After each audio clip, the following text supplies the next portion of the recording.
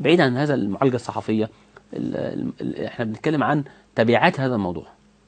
يعني انا مش عايز اقول انه في ناس بتدفع في اتجاه طائفي في بعض هذه الموضوعات، لانه كان هناك تصريح منسوب بانه لابد من الغاء الجمعيات على اساس ديني، كما تم الغاء الاحزاب على اساس ديني، منسوب لبابا تودرس في 12 لكن فعلا هذا سبتمبر ما في حدث لقائه بالسيد عمرو موسى. جرى الغاء الجمعيات التي لها اي علاقه بالدين الاسلامي، والتي ليس لها علاقه بالدين الاسلامي بالمناسبه.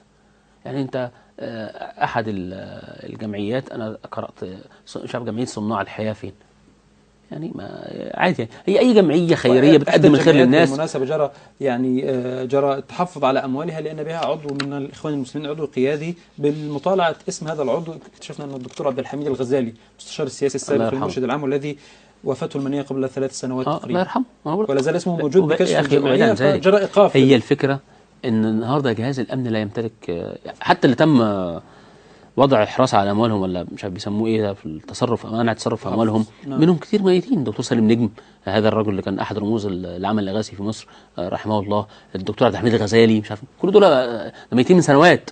يعني واخد حضرتك ازاي؟ وحاطط اموالهم تحت الحراسه. هتحرس من اموال ايه؟ هتاخدهم من ابنائهم او احفادهم اللي ورثوها وهتقول لهم لا ده المفروض عليهم حراسه؟ اظن ده امر صعب للغايه. الامر الثاني، الجمعيات دي ده امر مهم.